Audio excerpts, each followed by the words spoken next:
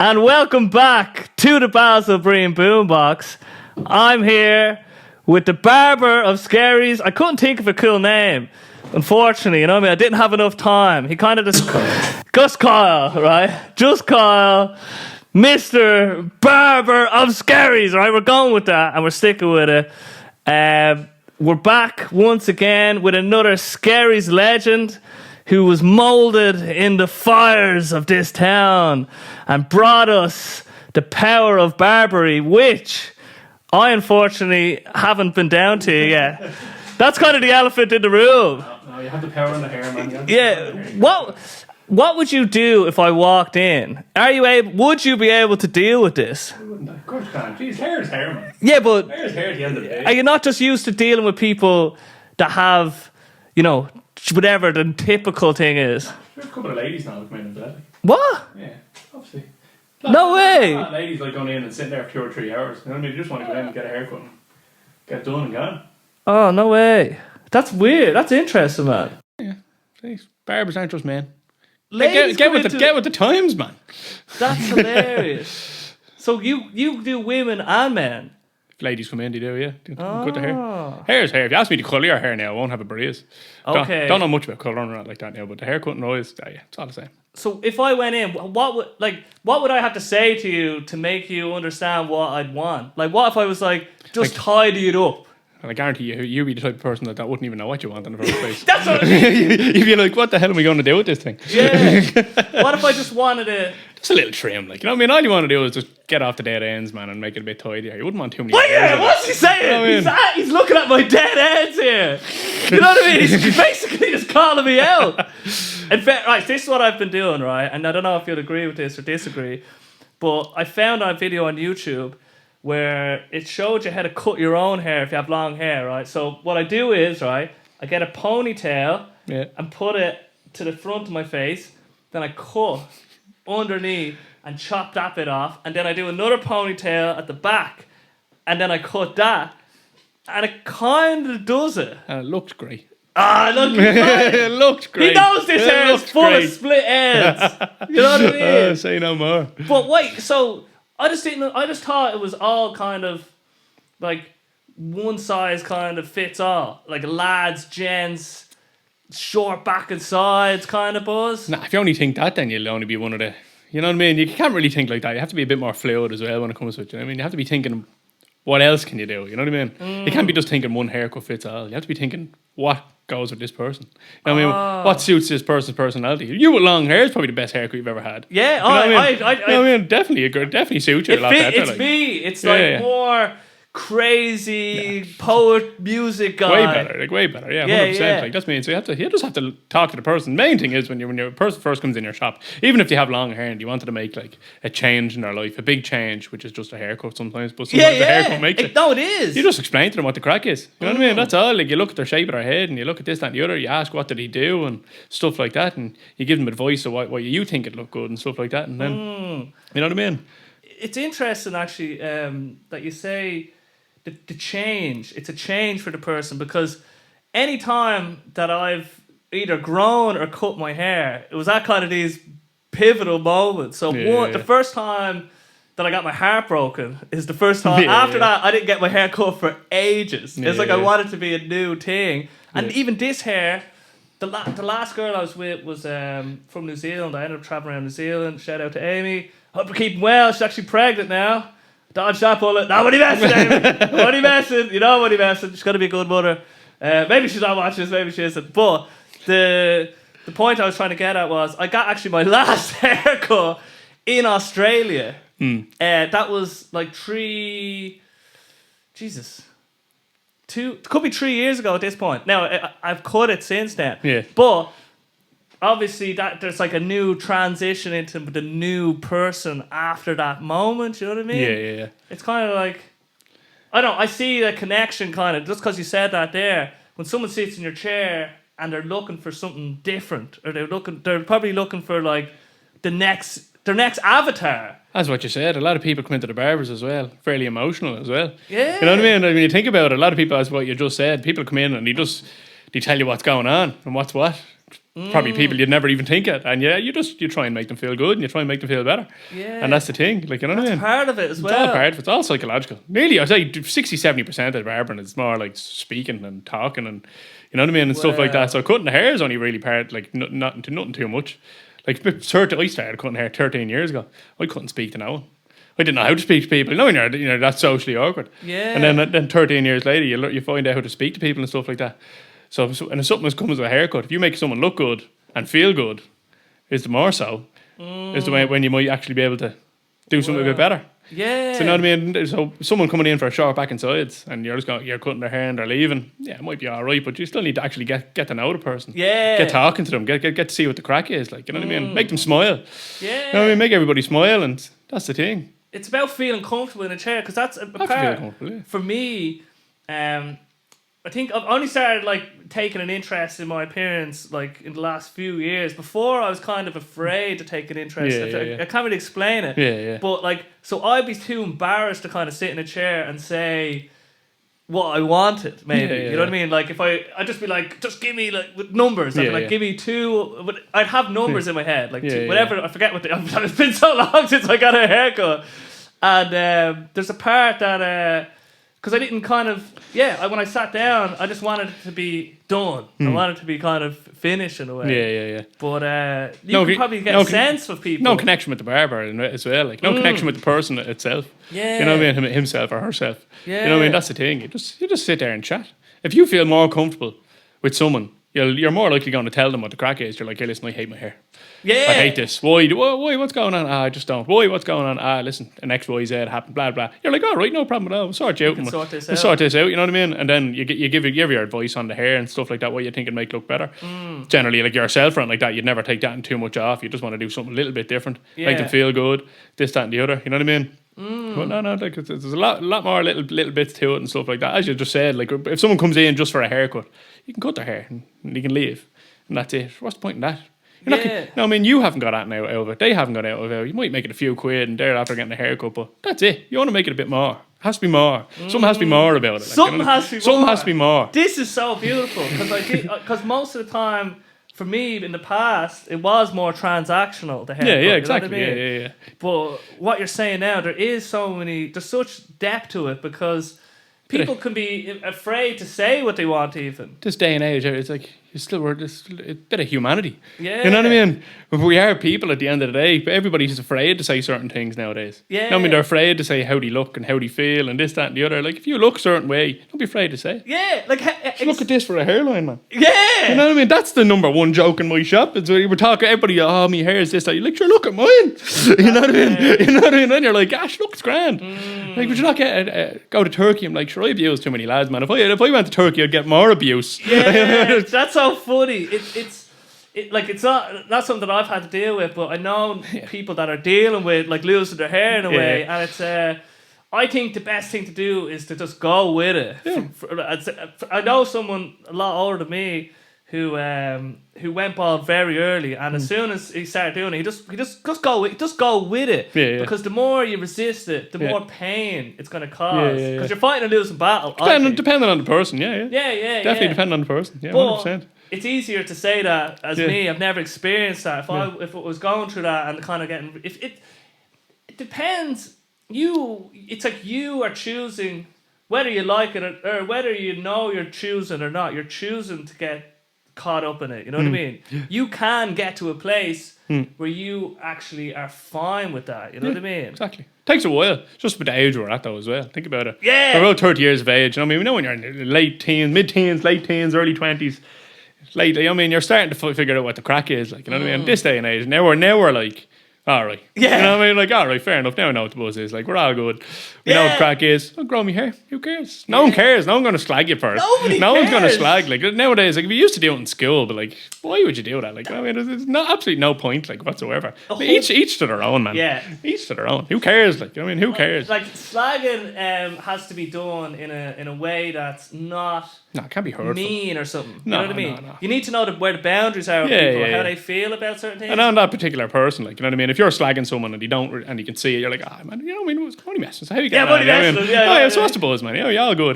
Grand. Now, in fairness, where we are around here, we're not too bad. Like, we can say whatever the hell we want. Yeah. You know what I mean? I think that's a lot of my customer base is just, I've built all the relationships with just slags. You know what I mean? You know what I mean? Just abuse. You know what I mean? Just abuse over the years. Man, it's so interesting you say that because my friend Mikey, you know Mikey Grant, right? Yeah. He has, I was recently at his wedding, right? And he has such a deep connection with so many people. Like, there's lots of people that would consider him their best friend. Like, he has probably the most people that I've ever witnessed, right? Yeah. And it all comes from he slags people 100%. instantly, but it's all, he loves it's all coming from a good heart. Yeah, exactly. Coming from a good heart. Like, I'm trying to figure out what it is that does it, but there's kind of there's an honesty that's there, but it's like by slagging you about your thing, it means you don't have to try hide it. It's out. It's already out in the open. Exactly. Yeah. And it kind of makes it okay. Yeah. It actually makes it. It allows people to be more okay with the thing that they're slagging over time. Some things when you were too young, you didn't want to say it because you'd have people say it more. Yeah. And then when it gets out there, and then you're like, you know what, this person he's a receding hairline. Yeah. You know what I mean? This lad is this wrong. This lad is this. You're like, gosh, look. We're all messed up, man. Yeah. You know what I mean? We're all messed up. We all are. There's no one's slaggable. perfect. There's no one perfect in the world. Yeah. No one's perfect in the world. Exactly. Jesus, no. And it's the ability to, I think, if you need to be able to laugh at yourself when you get to that place. 100%. Say something again, please. How are you getting on? How are we getting on? What's the story? We're back. Jesus. This is the most technical difficulties I've ever had to deal with. Of course. But we were getting into some great stuff there, just on people and their massive amount of complexity that Kyle sees. I didn't realise that you're basically sort of the psychological aspect of it, you know what I mean? Cheaply paid therapist. Yeah, cheap. That's a good way of putting it. That's hilarious because you do. I find when I have gotten a haircut where I have just started talking. Once you start talking, you kind of keep gawking. You know what I mean? Yeah, 100%. Yeah. But you have to kind of. What are the types of customers? Because obviously there's one. Let's say someone comes in brand new off the streets, right? How do you gauge and kind of start conversing with this person if they're a general normal conversation? You'll always say, how are you getting on, what's the story with you, which I'll always act myself as well. I find it very hard to go yes sir, no sir, you know what I mean? So I'll just talk as normal. You know what I mean? I'll just go, what's the story, man? How are you getting on? What can I do for you? And he'll speak away, whatever like that, or she'll speak away, and we'll have a bit of a chat.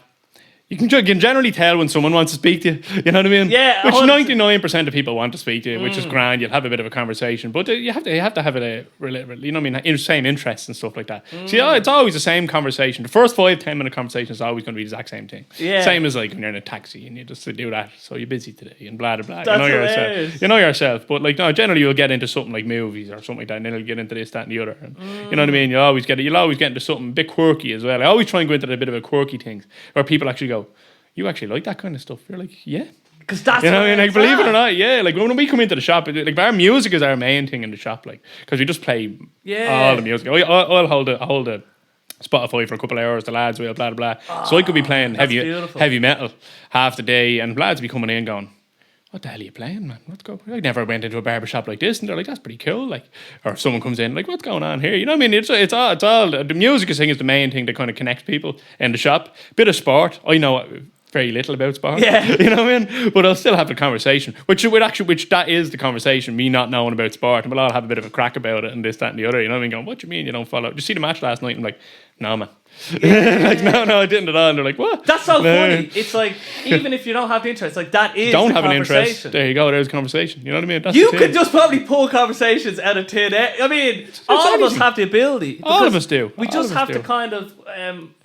The important thing you touched on is that, right, small talk is actually very important. It's like it's a dance. Massive. You know what I mean? Yeah. We need to figure out. We need to learn that when we're younger. We need to learn small talk when we're younger. We really need to learn small talk when you're younger. And it's literally as simple as, hi, how are you? How are you getting on? Blah, blah. And that's it. And then as from there, you build up. And then you feel more comfortable talking, and slowly but surely you get on more and more and more. I mean, the relations you build by speaking is massive. Like, I'm only in Skerries, man. I haven't travelled or done none of that mad stuff or anything like that. But I get on well with so many people around here. It's crazy. Like. And which in turn, I have so many friends. Because But what I was going to say is you've travelled the sort of the landscape of the mind in a way. You've travelled people. Socially. Socially. I think my social skills are fairly good now, you know what I mean? But not only that, I think it's just because of learning off so many different types of people, speaking to so many different types of people. You know what I mean? You learn how to speak as well, and you know what I mean, and how actually people are in there. Like, you can't, you know, when you walk by someone, you might say something like, I mean, you might slag them, or but like, you're like, look at the head in that lad or something like that. But you don't know that lad, man. You don't know what's going on there. Yeah. Which I do all the time. But you'll always have you understand going that every single person has their own thing. They all have their own thing. Everything's going on. Everything's good. So when you sit down and have a chat with someone, it's massive. You could change someone's life with a conversation. 100%. 100%. Well, that's why you like yourself. You're having conversations and stuff like that, man. Yeah. You know what I mean? A conversation. Sure, but look, the whole of humanity. Historically, we're all. You know what I mean? It's all conversation. Conversation. Communication has got us where we are. Like, you know what I mean? So I think communication is definitely key in anything. Especially nowadays when no one can really speak to each other. That's why mainly my young customers and stuff like that. You'll always, because when you're the young teenager and you're like, yeah, you don't want to talk to anybody. You're like that. Yeah, Which massively, I think that's what I think most of my customer bases are all the younger lads. It's because we make them feel comfortable coming into us. They're like, oh yeah, he's an adult and stuff like that, but you can actually speak to him like. Normally, you don't have to say I'm mad. You just have a conversation. How are you? It's you know easy. I mean? It's easy. Just you're like, oh, I'm good. It's not a big. It's not a thing. You know what I mean? I'm doing my junior cert, doing my leaving cert. How are you? Stressed or anything like that? And they're like, oh, like no one really asks someone, are you stressed? From it, like when you're a kid or doing your exams. Remember? Remember? No one asked us. No one ever asks us. It was just like that. But honest, how are you getting on, man? Honestly, how are you? And they're like, oh, I'm good. No, honestly, you're all right. How's the exam? You know yourself. And then you're like, there you go. With the exams and all. I mean, you're like, man, you need to ask people. Like, you need to actually ask people and see what the crack is. Especially younger folks, I think, especially 100% nowadays, because no one can really speak that much anymore. Yeah. No, I mean, I think even what we're doing now is probably be a college course in the future of a social degree. Like, you know what I mean? Because no one can really engage with people like me or you could probably. Like, you know what I mean? So teaching other people how to speak and knowing that they can speak is massive. So interesting. And you the fact that you say, that teaching small talk is an interesting concept. And I think, unfortunately, with like modern society, we're actually moving further away from human connection. We have, self-checkout. We have Amazon. We have everything. Just Eat. There's no, like, even my sister, and sometimes when I was younger, ringing the chipper would like put. I don't want to ring it. I don't want to talk. I hate doing that. Yeah, I absolutely hate doing you that. ain't doing that. My miss, when she orders a Chinese, I walk out of the room. Oh, every God. time I'm like, I can't do it. What? I can't. I don't know what that's a. See, you were still learning. I can't do it. He can't even do it. Speak to Susie there for me. I was like, I don't want to. I'll just get Just Eat or something. You know what I mean? And that's cool. So that's so funny because that's how it is. It's 100% the thing. It's a thing. And I don't think, especially like the next generations and the younger people, they're not getting a chance to converse. No. You know what I mean? As you said, we say learn the small talk conversation. How can you learn the small talk conversation if you're just on your phone and you're not speaking? I mean, you have to actually talk in the first place to learn. It's not like a class you take and you go, this is what you say first, this is what you say second. You just have to have the conversation to learn how to have a conversation. Yeah. It's mad, like, but it is the truth, 100%. That's nuts, man. It's just... See about haircutting, man. Haircutting, mind that. Haircutting's grand. You'll always strive to do your best you possibly can in haircutting. You'll do the best you possibly can. Always make sure you do better than the last, and so on and so forth. And always make sure you educate yourself in the haircutting aspect things and stuff like that. 100%. Because if you think you know it all, you might as well quit. Very wise man once told me that. If you know it all, you might as well quit. You'll never know it all in anything. So the haircutting thing is grand. You know what I mean? We always want to make sure, which is that's an educational thing. We can all learn this one. But the social thing is the main thing. Like when I'm hiring the young lads in work, it's nothing to do with a haircut. I don't care if you're the worst barber in the world. If you can speak and talk and get along well with everybody, I'll teach you. Oh, and then there you go. Like if you're going to be able to speak to someone, actually have a conversation with someone, that's the main thing. Haircutting is easy. That we can all learn to do new things, but learning how to talk is the main one. 100%. Yeah. Know what I mean? So they have to kind of show a willingness at least to be able to to want to kind of be like, would you be willing to learn how to talk to people? Yeah, that's the thing. Like when you speak to, you know when you speak to people that they are a nice person. If they're a nice person, a genuine nice person, and you know what I mean, and they smile and this, that, and the other. Even if they don't talk, you will learn how to speak. That's where you start. Like when I started barbering, I remember my old boss telling me like, make sure you say yes sir, hello sir, how are you? And I was like, I'm not saying sir to anybody. Like I'm not saying hello sir. Like you know that. And then you realise certain people, obviously, you get the elderly gentleman coming in, you're going to call him sir. It's just it's common courtesy, isn't it? Like you know what I mean. You just do it. Like you read the room. You read the room. You know what I mean. Know your audience when you're in. Know the your room. audience. Know your audience. Like it comes down to music and stuff, and when certain people come in, you're like, turn that off. Like you know what I mean. You know what I mean. But no, but 100%. Like yeah, but that's part of it, because not everything is going to be everyone's cup of tea. No. You know what I mean. No, so you actually have to read, mold yourself into your environment, mold yourself into your audience, and that's the thing. It's very hard. Don't get me wrong. Like for myself, especially. Like I come home most days and I'd be like, I'm going to the bathroom for an hour. Just, you know what I mean? You know what I mean? But like Christmas time as well, especially, you just lock yourself in a dark room because you're just talking and talking and talking. It just takes it out of you. Yeah, it does. You're speaking constantly, but like it's what you get back out of it is amazing. You know what I mean? Oh, stop! Yeah, I mean you can't beat it. Like I'm 13 years cutting hair. Like cutting hair is grand. I love it to bits. Definitely, I'd still never change it. But 13 years of building relationships, it's unbelievable. Like you can't beat it. Like you know what I mean. You can't. Like a PhD, like times Nearly 3 or 4. You know what I mean? Nearly. I think that as well. Like with my youngest son, as well, because he has autism as well. It gives you an even broader perspective on it. You know what I mean? It gives you like an understanding of what different types of people are like. Like you know what I mean? So interesting because.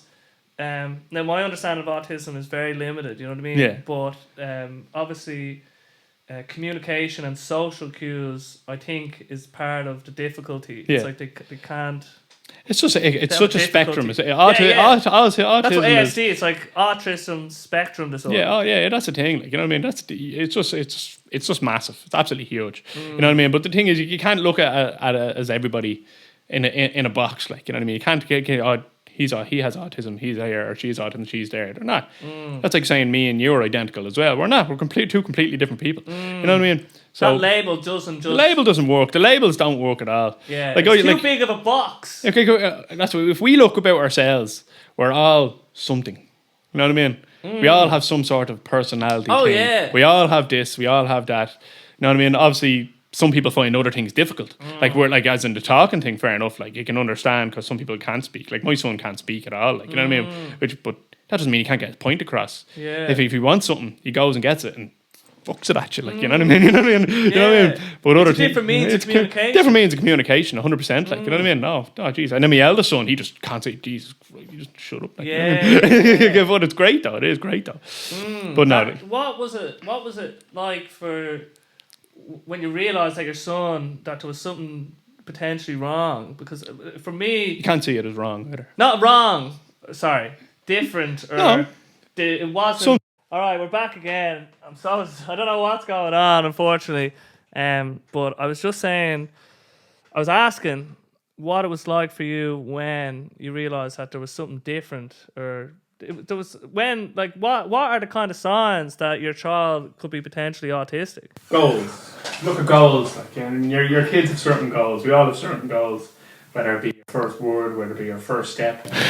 We know what I mean? Stuff like that. And then something as simple as eye contact and stuff like that. Generally, what is it? It's about the 14-month regression. That's generally what you'd say. Like, you know what I mean? After about between 10 and 14 months, they have a bit of a regression where you'd notice where they were speaking. Like my son used to say dada and mama and stuff like that. And then within 2 or 3 weeks, everything stopped. So you're like, okay, that's definitely something, you know, yourself. So we noticed that in himself as well. And just loads of little things. Like we're around a lot of autistic parents. We have, a lot of autistic kids and their parents. We all speak to each other and stuff like that. So we all kind of trying to get the gist of what's going on, especially when you're looking every day. Like, you know what I mean? You try, it's one of them, some people put it in the back of their mind, but you can't really put it in the back of your mind. You have to deal with it. Deal with the situation there and then. So we felt, I think me and her thought to ourselves at 10 months. By 12 months, I think it was, we said it to each other. Try with just audio now, unfortunately. Things have gone so wrong. Of course. and I feel terrible. Of course. But sure, look, it's grand. But, I don't need to care how I look now. It's grand. yeah. Off with the hat, off with the clothes. Take the hat off. No, we were talking about the sort of the potential signs of autism and The regression. the regression. Yeah. We're talking about the 14-month regression. So, the goals in life, you know what I mean? As I said, you know what I mean? The walking and talking and stuff like that. So, yeah, you know what I mean? So, I think me and Little ourselves. milestones or whatever. The milestones. That's what it is as well. The milestones. You always look out for the milestones. So, me and the missus said to each other at about 12 months. And you're like, right, we need to sort this out. See what we can do. And this country is absolutely ridiculous when it comes to trying to look for help in anything. You know yourself, HSE and all that crack is. So we went to the HSE, went to that, and we were like, right, we want to get this ball rolling, and we want to get them tested and see what the crack is. And I think the waiting list was 3 years. So we're like, 3 years. But the thing is, but this country, you wait for 3 years, then they're too old to go to school. You need to actually have them. You need to have their names down way beforehand. So the way that the system's designed, you have to go privately. It's just you have to go private. So we went privately. You don't tell the HSE any of that crack though. So we went privately, got it all sorted. Ended up, of course, he was on the spectrum and this, that, and the other. You don't really know when and where. You don't know when and where on the spectrum. It's non-verbal autism. That's pretty much the gist of what we know at the minute. You know what I mean? There's about a big stack at home, huge, yay high. You know what I mean? But anyway, yeah. So the thing is, though, it is what it is. Like, as a person, you don't care. No one cares. I don't care in the slightest. You know what I mean? It is what it is. Yeah. We just keep our lit, you know what I mean? That's all it is. Happy little boy, so we're all happy out. Now, there is, like, so the best person with him is probably his eldest brother. Like, he's amazing. Like, you know what I mean? He's unreal. He knows exactly what he is, or who he is, and he knows how to deal when he sees nothing more. Which I think for my eldest lad, that's how we should all view people. In the main thing is, that's just what people are, who people are. It's like, it was one of some of his friends might look at him and go, "Is your brother? What's wrong with your brother? What's wrong with your brother?" I was like, "Nothing." And he'd be like, "There's nothing wrong with him." Yeah. He was just, that's who he is. Like. That's just who he is. That's who he is. Like, you know what I mean? That's just how, I mean, and my eldest lad, he'd be like, "Yeah," but he from people in all walks of life, he'd be like, "Yeah, so," like, you know what I mean? That's just that's just who they happen to be. That's just who the way they are. Yeah. In whatever form Who that cares? they may take. Who cares? No one cares, exactly. So for my two young lads especially, like, so for my eldest lad of that's just what it is, you know what I mean? And then my youngest lad of not caring about anything. You know what I mean? He doesn't care. Doesn't give a shit. Does not care about anything. Just this is what I want. This is when I want it. Give it to me. Grand, happy days. Yeah. But it's not caring, like, you know, we might care what we look like. We might care what we sound like. Like, at the back of our heads, we kind of do. You know, we're always going to make ourselves respectable and this, that, and the other. Where some people with special needs, or, you know, yourself, just don't care. You know what I mean? It's great though. Like, it is. There's freedom in that. It's the freedom of it. They're exactly. free from all our anxieties and worries. It's mental. And bullshit. It's absolute. So there's a kind of honesty. Yeah, in it's pure. Like, being separated from the kind of social games in a way. Maybe it's just pure. It's just pure honesty. Pure. It's just. There's something about it. Like, that's what you have to. That's what I took on mine, and especially. So in the last couple of years, mine have just been way like my skills of speaking to people, as we were saying beforehand, have been way more open now. Like, why don't, like, you know what I mean? I mean, like, why would I not say something to someone? If I'm having a bad day, why am I going to tell someone I'm having a bad day? Yeah. You know what I mean? Why am I going to do this? Or obviously, you'll have a degree or stuff like that, the other. But like, you have to understand. Like, you're a lad, like, how are you getting on? Man, my head's wrecked, like this, that, and the other. Like, I'm just having a bad day, and this, that, and the other. Like, you try and, like, it goes both ways, as I said earlier on, about you speaking to the customer. You know what I mean? As in, how are they feeling? But if you tell them how you're feeling as well, to an extent, that's how the relationship is built, isn't it? But it's so interesting because there's actually a spectrum of just people. You know what I mean? It's just people. Remove all the labels. Everything. Every label. People. There's literally just a spectrum of people. That's all it is. Of all shapes and sizes, all hopes and fears, all types of communication and social understanding. You know what I mean? That's all it is people. Yeah, all it actually is people. That's all it is people. And that's such a kind of probably a gift that you've gotten in a way. Yeah. Because your son and seeing this configuration of human. No, 100%. And it's like, 100%. they can make them like this as well. Yeah, 100%. And then you get a deeper understanding of that. And then because you're a barber, it's all that is bleeding into everything that you do. Ripples onto everything. I mean, that's the thing. What I learn, you make sure the barbershop is essential of being the first drop and let it ripple out to everybody else.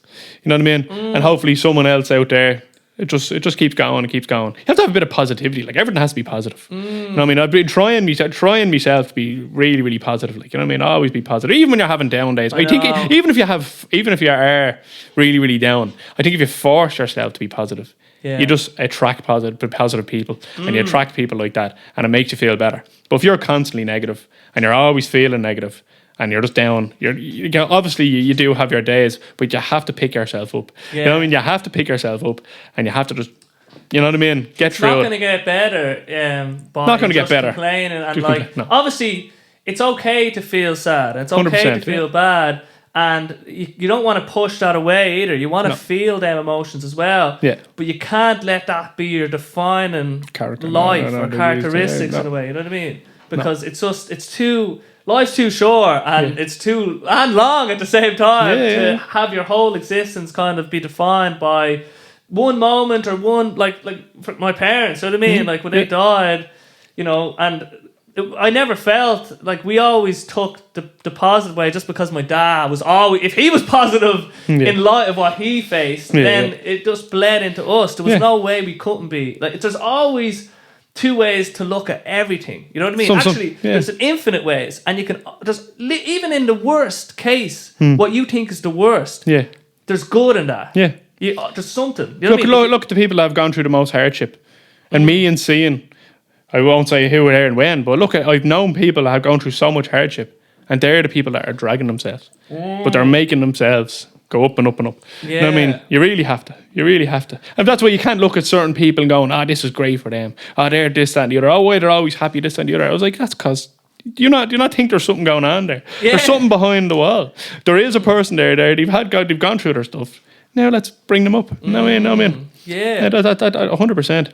So, but I'm not like even with my young lad and stuff like that. Now, that's only like that's just like as I was saying about drops. That's just one drop of a flood. You know what I mean? You know what I mean? But no, 100%. It's just opened up so much of a world for us, especially for my missus as well. Like she's done so much. Like you know what I mean? She's like my main goal in the house is just to work. Yeah. You know what I mean, I need to work and make sure that everybody else at home, obviously, as you do. Is supported in such a way, and hopefully we get a house and we'll sort everybody out and blah blah blah blah. That's my goal. My goal is make sure that I can make sure that she holds everything up at home. You know what I mean? That's the thing. So 100%, it's massive there. Like she had to quit work, and she's his full-time carer and stuff like that. So it's a big massive thing there.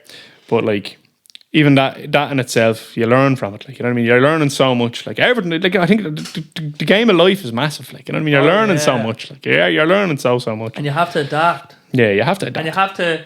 The only way you have to face things head on. Like for example, the fact that like, your Mrs. Emma had to go full time on the child. Yeah. And it's like, well, what's the best way to deal with this situation that now we're in? It's like, well, I'll do the work. You do the work as well, because it's 50-50. It's 50. No matter what, it's 50-50. Like let's say Kyle, you don't do anything at home with the kids or anything like that. Well, obviously I do. Like obviously I'll get me days off, and we all do the family days and stuff like that. Or she's like, she's not working, this, that, and the other. It's like, yeah, but if she doesn't do that or I don't do that, it all just crumbles. So we're both.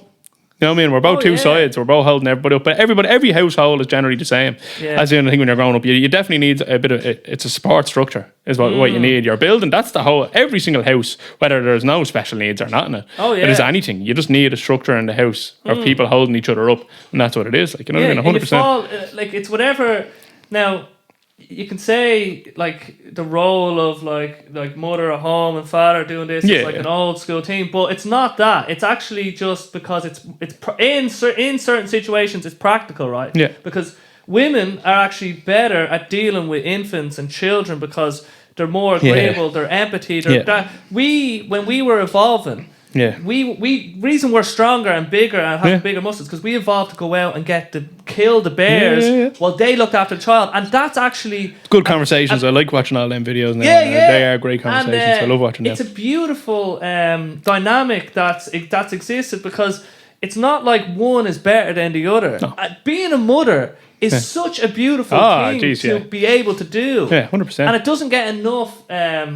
I think there's too much of a push towards the masculine and work, and women need a career, and that's fine. I'm not saying there's nothing wrong with it. If they want it. Comes down to the absolute basics of it. You get 20 people on a boat, 10 women, 10 men, or there might be a couple of kids thrown in there.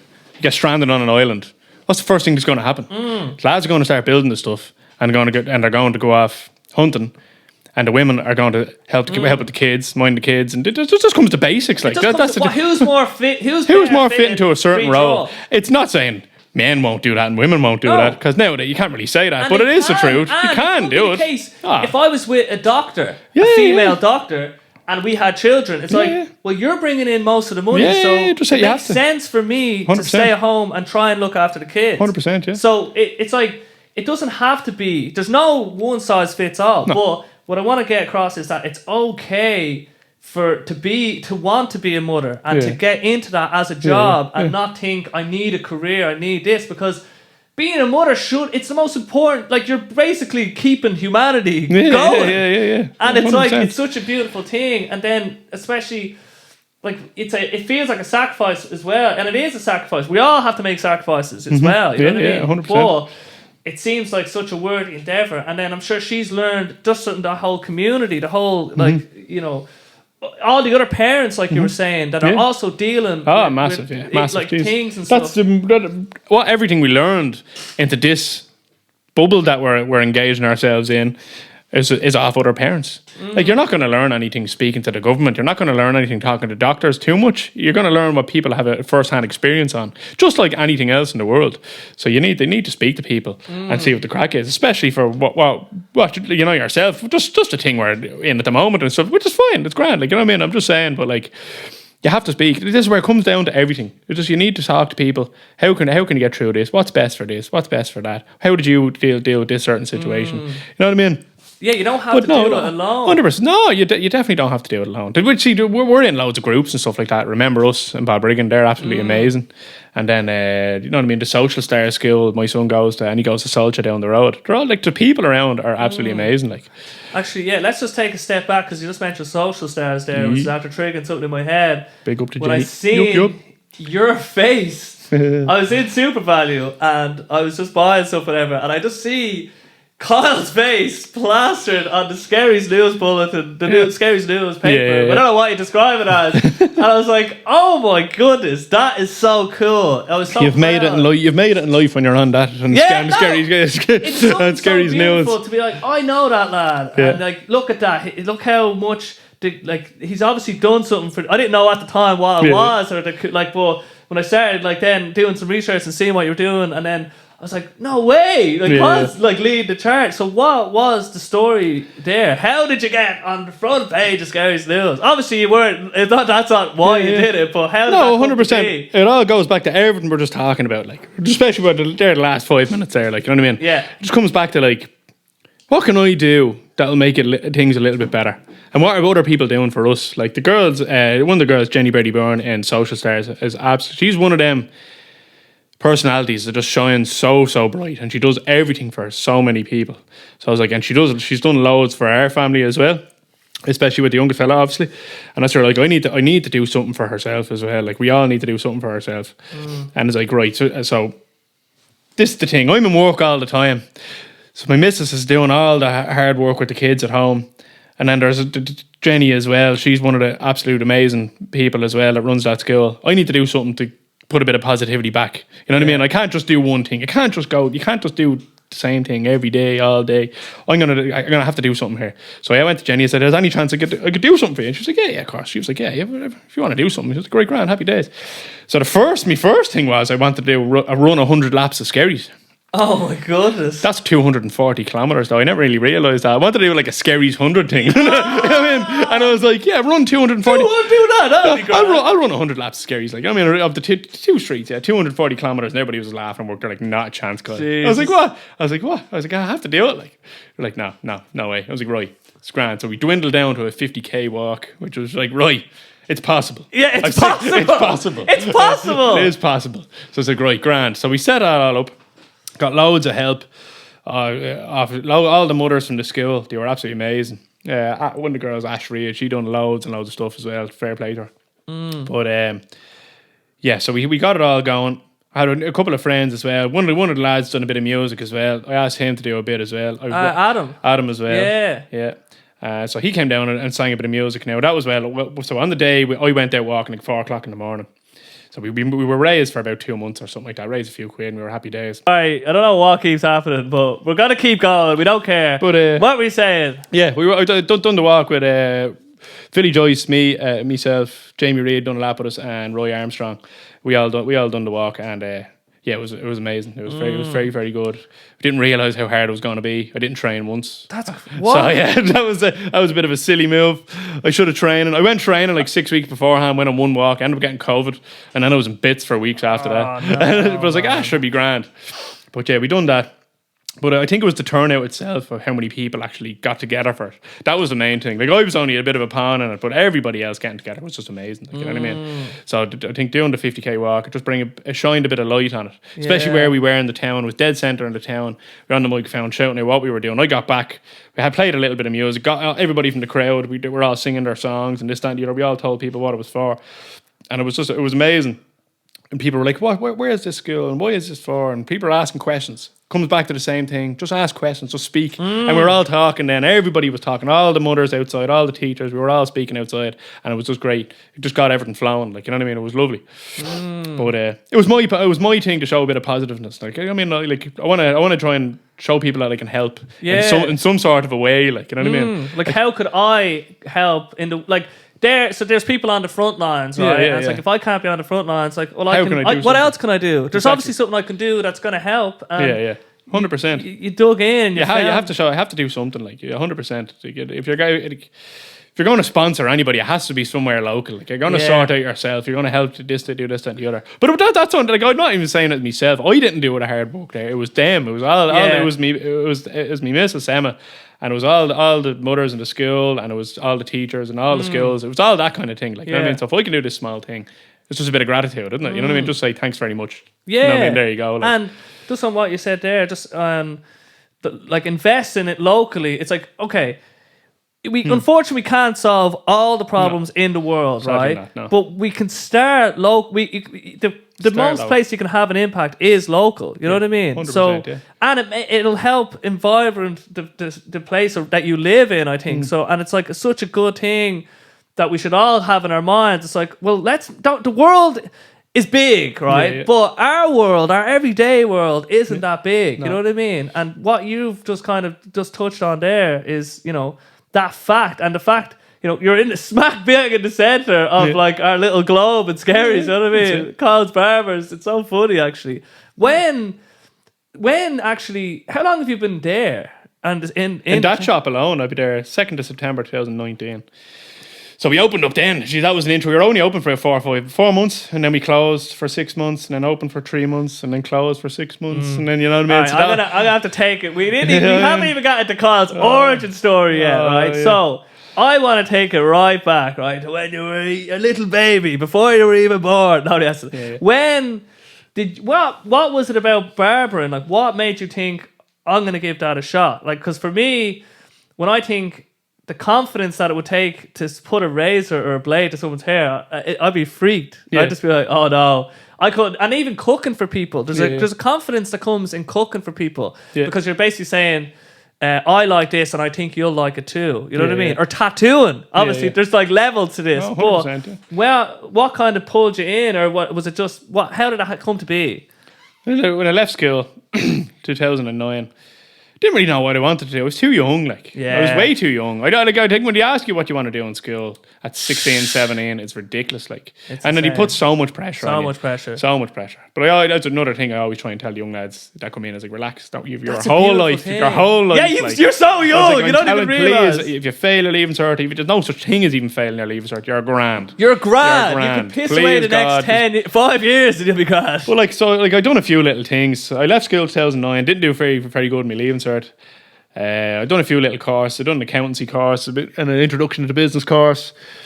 It was alright, it wasn't too bad. I was still a bit young and dumb. I ended up working with my dad and stuff like that. So, as you know, 2009 was a pretty bad year in Ireland, so that was pretty tough. Like, there wasn't much work going on. So I bounced between the courses.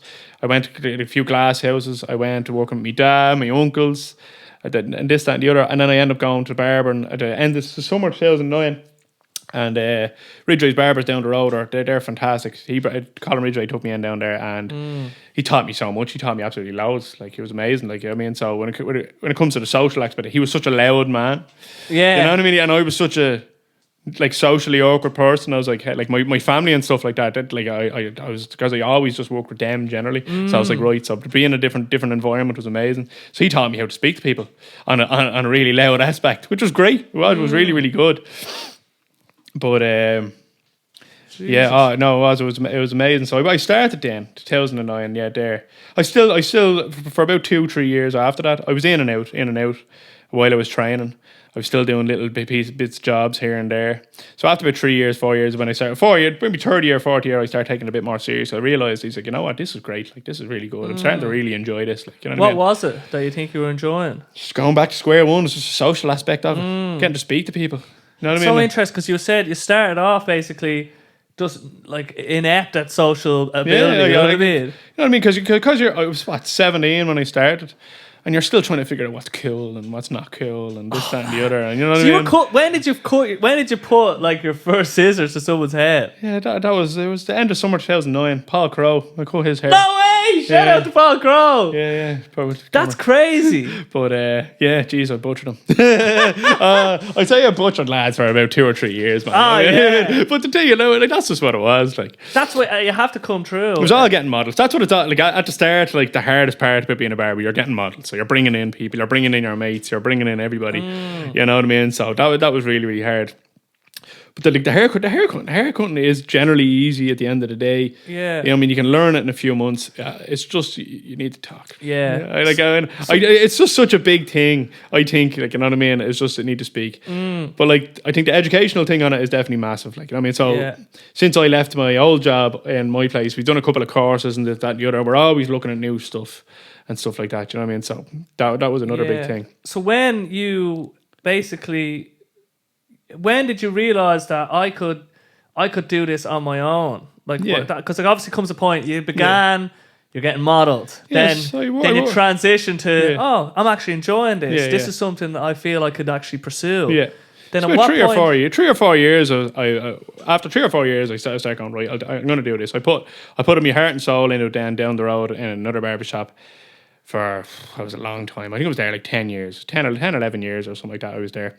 And it was really, you know yourself. But by this time, I had my first lad, and then I had my second lad, and then I'm like, right, I really need to look after my family here. Like, you know what I mean? It's real. But not only that, it's the house thing as well. Like, we've been trying to get a house for years and years, and we're always just teetering on the line of not being able to do this, not being able to do that. Yeah. So it's like, right, I need to do something different here to try and sort out my family. Like, you know what I mean? So it's like, right, take the plunge. A place came up, and I went, right, I'm gonna do it. Like, you know what I mean? I'm gonna do it. So I went around and had a conversation with your man. I was like, right, I got, like, you selling the lease in the shop. It's like, yeah, no problem. I was like, right. So we went to done the deal. Everything got all sorted. Told the old boss. He was like, do what you have to do. You know yourself. We're all here for our families. So that was grand. So he started then, and within the first day, 2nd of September 2009, the first day I opened up, I thought, because I always talk to people in Skerries, I thought I had about 20, 30 customers, and I never realised. First day I opened, there was about 100 people there. Wow. And I was just like, what, in the name of God? That's crazy. It was absolutely mental. So, because you just built up a network. I never realised what the crack was. Never realised how many people actually were like, yeah, Kyle, like, yeah, we're coming to you, like, we like you, like, you know what I mean, this, that, and the other, and we're having a little chat, and blah, blah, you're like, holy God, like people I thought would never follow me around. What the hell? You know, done the. I was like, that must have, like, oh, it was amazing. One of the best. I can't even imagine how good that would feel. Oh, it's amazing. That's what I mean. It's just it's mental, and it's been getting. Jeez, I'm getting goosebumps here. It's just been great. It's just been great. I think it's not only that. I think that was the start of the ball. Yeah. Realizing you're like, right, I'm after having a bit of positive impact here. Yeah. Now let's keep this going. We need to keep this positivity going. Like, you know what I mean? Where can it go? And where can it go? So since then, I've been like, right. Now, I've only done a few little things. COVID kind of ruined it. Like, you know what I mean? I had so many plans for doing little things, but that kind of ruined it a little bit. But no, since then, we've been generally growing and growing. Like, this is our first full year. This is going to be our first full year. That's crazy. It's only your first full year. The first full year, and it was like 3 years ago. But yeah. So this year, I was like, right, this is our first. We'll do the walk. We'll do the walk. That's a little thing anyway. Keep the positivity going in the shop. We'll try and get everything going, which is great. and try and keep standards high and stuff like that. Yeah. But since then, the support from Skerries and Rush, Lusk, Barbering, every the amount of people that even come from Barbering and Lusk getting buses down and stuff in Rush is mad. So that's why we're like, right, good. If fair play to you. We're doing something well. We're doing something well here. Something's good. And the 3 lads I have in the shop, now they're doing it now. Now they're bringing their own in. Now they have the positivity and they're flowing. So they're having people waiting on them and they're speaking, they're having the conversation. So it's all starting, like the ripple effect is now getting bigger and bigger. Goodness. So it's great, like, you know what I mean? So the positivity is flowing. We all try and we all speak our minds in the shop as well. Because we haven't had one argument in that shop at all. Like, because I never will. I'll make sure that'll never happen. Like. And just need to keep talking. You need to tell. It's not an art. You just need to basically always be communicating. Always communicate. You have to communicate. Yeah. Any relationship in the planet you have to communicate. So you know what I mean. That's the thing. But you can't withhold your anger. There's no point of holding anger in. There's no point of doing this. You just have to do it is. And what comes out of it, as you said, is great. It's beautiful. I mean, you get to speak. You're creating bonds here with people. Yeah. Now the lads I have in the shop, they are only young lads now. They have plans of their own. But I fully support it. Them lads want to go and travel the world, and I keep telling them, do it. Go do whatever you have to do. 100%. And you know what I mean? Get them ripples and put them somewhere else and keep them going. Keep it going. Like, you know what I mean? Keep the positivity flowing, like, man. You know what I mean? The culture of any place is top down. You know what I mean? So by you being whoever you are, that just trickles down in because it allows people to be a certain way. Like, for example, when I watch More in Celtic, their manager. I'm not a sports lad at all. Yeah, same myself. Digger, the manager, he is so passionate. He gets so into it, right? 100%, yeah. And then everyone else is basically allowed to take it serious because the manager, if he didn't take it serious, like it allowed. And then I as a spectator, I get really into it because he's off the walls into it. And then I'm like, okay, we're allowed to do this. We're allowed to get into it. So it kind of. And then in other companies that I've worked with, the culture has been real closed off, no transparency, no autonomy, whatever. And then you can feel that. And then people are talking about the managers, you know, when you're out of work and stuff. So it's so important and it's so great to hear that, you know, like there's no other way it could have been from the way you've described it. But you know, you're creating such a great little place down there by the sounds of it. No, it is good. It is good. I've done a few little things beforehand. Like I worked in the Workday in town as well in Smithfield, and I've done a little bit of work in Google as well in town, as well as like a home barber for a little while and up there. And I realised that's when you realise, like, you know what I mean, you're not just talking to, like, this is where when you're working in one shop or one place, you think, oh, I only know these people, so I can't do much more. But when you go speak to different types of people, you're like, hold on, this is great. It's still working here. You know what I mean? This is still working. Like, you know what I mean? I can still speak here. I can still speak my mind to an extent. Obviously, you be yourself. Like, you just have to be yourself. Yeah. But no, it is. It's fantastic. Like. And with the lads that are working down there now, so when you started, was it just you on your own? It was me by myself. I was like one of the lads' dads. He was still in school. Connor there. His dad asked me when I like just before I opened the shop, can you give him a job? I was like, hey, listen, I have no idea how this is going to go. Like I was like, I'll give you a shout and I'll see what the crack is.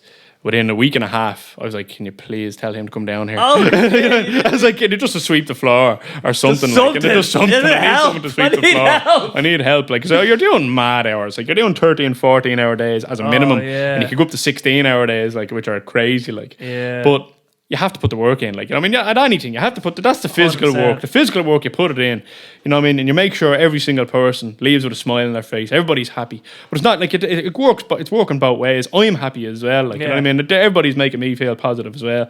Which vice versa, it's great. It's fantastic. Like, we're all having a great crack. So Connor came in then, and I started training him in then. Like, he had his own goals in life. He's like, what do you want to do? I was like, I don't really know. I want to do this and I want to do that in college. I was like, tell you what, you do whatever you want. I'll just teach you to be a barber. And now he's nearly fully qualified. Another year or so, he'd be brand new, like, you know what I mean? And he said, he went to college, done a course, wasn't really for him, but now he has a job. Now he has a base level job. No, if you want to call it a base level job, you can. But now he has something. He has the first building block where he can keep going. Like, you know what I mean? So now he's keep going. He's still working there now. He's full time as well. And I have another lad, Keane Carpacali. He's the exact same. You know what I mean? It's just lads just keep building. It's nice to see lads building up. Like, you know what I mean? But you can never keep someone contained though. That's what I always say. So we always have the conversation as what do you want to do? Like, What- where are yeah, you going? what- yeah, where- It's like, if yeah. you want to stay here forever, by all means, you can do whatever you want. I Yeah. don't mind whatsoever. But you have to make sure everything's positive. The two of them lads, and then there's another young lad who's starting off slowly but surely. Jack, he's doing great. But we're all making sure that everything's positive and we're all building. Yeah, like it's you know what I mean? okay to want more. Oh, you know what I mean? 100%. Like you did, because you 100%, get it. You know what I mean? Yeah. You one time Yeah. just walked into your first barber and cut Paul Crow's hair for the first time. That's You know what I the mean? thing. It's all little things in life. You can't be afraid to do something that's like, you know what I mean, that's, what would you say? You know what I mean? You're something that you feel awkward doing. You have to. You're not going to be amazing at something first. You have to try something. You have to. You try have something. to try. You have to try. You have to try in And anything. if Like I like this job I have now. I don't really want to do this forever, ever. Like Yeah. I already know what I want to do in the future. Like I want to do something with special needs when I'm older. Like you know what I mean? To start winding down in the future. Yeah. I 100% want to do that when I'm older as well. But I love this job as well. And it's Yeah. all just going into this. It's all coming into a. I'll always do something social. I'll always have to do With something people. social. I'll have to do Always something try with to people. people. I'll always have to do something with people. Like, you know what I mean? And I think, as I said, especially needs, there's just no bullshit with it. Like, that's why I love it. I think it's great. But yeah, no, 100%. Barbering though, I love. I can't really. There's not many people go to their jobs and say they love their job. I Yeah. definitely love my job. It's really hard sometimes. Of course. 100%. Of course, it's hard. But at the end of the day, But- you know, like the way you've described it is that you're having in these moments of conversation, you're having these kind of like special kind of connections with people that they ripple on into the future, and then you're just like, and when you like, let's say you have that first conversation with someone, right? And you feel we just made a little bit of a connection there, Yeah. and then the next time they come around, then suddenly it's like 100%. you're on a different level with so many people, man. That's great. So we have loads of customers coming to the shop. Like, one of the lads only moved there to Cavan a while ago. You know what I mean? And I only knew him from opening up the shop. Got with a girl from Skerries. Now he's moved to Cavan. And it was like a big ordeal in the shop. All the lads were like, oh man, I can't believe you're going. And this, I was like, you know what I mean? You're like, he's one of your friends at the end of the day because you've got to know each other so well and you're speaking to each other so well. But the thing is, that's it. You're actually growing things with people. Not just a little box. You're opening up that box and you're getting to speak to so many different people. Like, you know what I mean? And imagine in the future and you're walking down the road and you're just bumping into all these people. Imagine if we died and we got to see all the people we ever known. Imagine all the people we've had a positive impact on. You know what I mean? Imagine what we're going to be able to see. You have to see it, and everybody like, as a good thing. Like, you know what I mean? It's just amazing. But if you could see what impact you have on people, you could change everything. Like, it would definitely change everything, and even just in the moment of feeling okay leaving that barber, and then like going on into the rest of your day, the next day, everything we do, and how it's very important that we try to put our best foot forward, even when we're not. It's hard sometimes. I mean, when things are going against us and we're not feeling happy and in ourselves, you probably have, because you probably have to switch it on nearly. Like you have to kind of be like, I know things. you have to pull yourself. You have to really basically like, pull I yourself, have to step up here because I can't just be moping around. If you see a person that's negative, you can't be negative. You can't be negative. You can't do mope it. around. You have to help pull each other, like, you know what I mean? No, 100%. And you could, like, let's say the opposite effect, right? If you went into that barber and it was just real transactional and you were just like, hey, like, you're not cleaning up the place, you need to hurry up, like, come on, like, faster, like, wait out, like, no, too many people in here, like, everybody outside. You know what I mean? You can see, like, you can be the total opposite, you know what I mean? And you can get a sense of there's like a heaviness with that, but there's a lightness in a friendly place. You know what I mean? No, 100%. Yeah, and it's what's not in society anymore. Yeah, you know what I mean, it's just an actual connection of everywhere you're going to. Look at the banks when you go to now. When you go into a bank, you don't get to speak to anybody anymore. You just go up, do your thing in the machine, and you're gone. Yeah, you don't know good old Mary that used to work behind. Mary, how are you keeping and all? You don't get to see that anymore. I know. So the one thing society is missing is definitely just people connecting with each other. Yeah, you know what I mean. But on a broader scale, to do it. On a broader scale, rather than a small town, what we used to do, like, let's bring it out and make it bigger. Like, you know what I mean? Yeah, that's the thing. Like, you have to start here, and then, but it's interesting because even you even admitted, right, like phone calls with takeaway people can be like your kryptonite, right? I hate it. And sometimes for me, right, I get this weird thing, right, where let's say if I go into a shop and I have I'm getting better. I'm not doing it as much, right? But let's say we have an unreal moment in a shop where the crack was great, right? Yeah. The next time I go into the shop, right, and I'm like, I'm not feeling. I just want to go in and out. But there's a part of me that's like, you have to speak to. If I have this pressure now of like doing a little monkey, I have to think of something like, and it would put me off nearly of doing it. You know what I mean? And it puts, even in work, I remember going. Like I was like an Irish lad in a place full of just like, you know, people from all around the world. So I was like, the crazy Irish guy. You know what I mean? Like, and just relax for a minute. Yeah. But I used to have to like, let's say you're going to the coffee machine.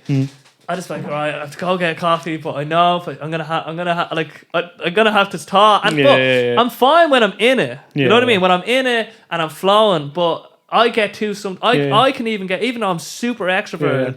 I even get in my own head. I put pressure on myself, thinking I need to keep the conversation going. And it's interesting as a barber, because do you ever feel like it's like, I suppose you've just gotten so used to it that it's not. No, I don't know. I feel like there's like, let's say like yourself and lads that have known me for years. Like let's say all the old lads from Arm View around here, and lads have grown up with for years and years. Like even in St. Catherine's as well, and all them people that know me for longer, I find harder to speak to, because I'm like, right, I can't fuck up this. Sorry, language. Language is fine. I can't fuck up this conversation. So I'm like, you know, you're like, oh shit, you're keeping it just like, you know what I mean? So that's what I'm like, I can ruin the conversation so much where lads are just like, what are you talking about, Colin? That's so funny. But I'm thinking too much into it. Like, you think too much into it. That's the problem.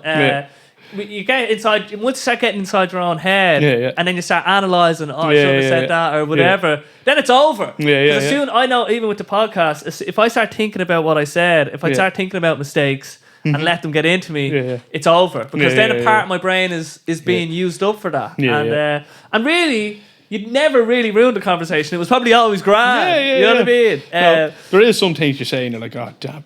I know, and it just holds you. It just holds you. You're like, oh no, I couldn't have said that. It's so funny.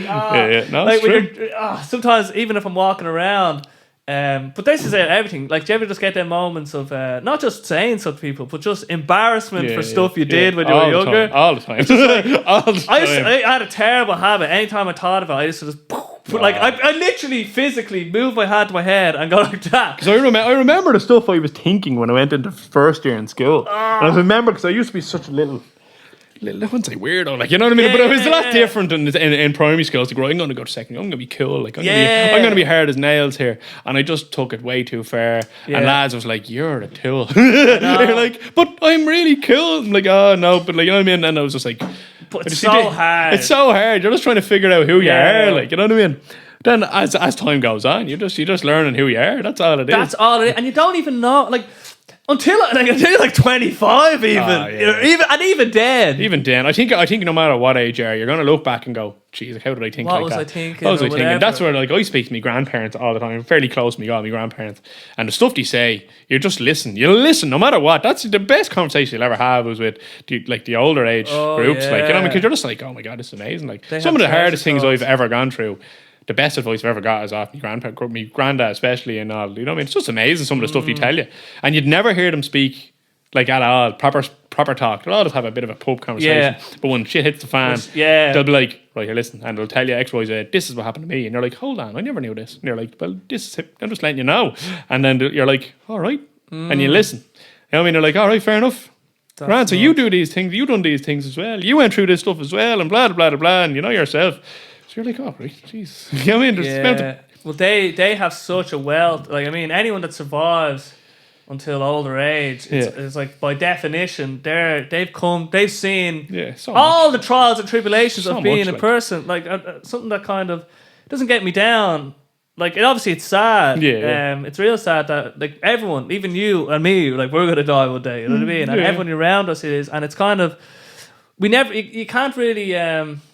If you thought too much about that all the time, you know what I mean, it would debilitate you in a way. You know what I mean? But it's also good to understand what you talked about earlier on is positive. Yeah, you have to. What you do with yourself when you go through something, And you have to see that as that's people teaching you. Yeah. As well, that's people teaching you. But you have to take yourself, you have to take everything as a positive, even no matter how negative it is. Yeah. You have to take it as a positive in yourself. What can I do to make myself feel better here? What can I do to just bring yourself up and blah, blah, blah. Yeah, like, you know what it's I mean? not, is it as all as bad as it is? It's like, do I have options here? What are my, and even if the options are limited, there was a really good, go for a walk. Yeah, go for a walk. Go for a walk. You don't realise how much options we have. Just because we can't go to the moon or fly a private jet, we can go for a walk. That's unbelievable. We live beside the sea, We live beside the sea. That's massive. That's huge. It's huge. You know what I mean? And it's like, we so much, everybody has, so there's this video of this lad, he had, John M, it's like one of them diseases where you age really quickly. And like you're basically like old. It's a terrible disease. It's I don't know what, I don't know. I know what you're around about. But I can't remember he had this, and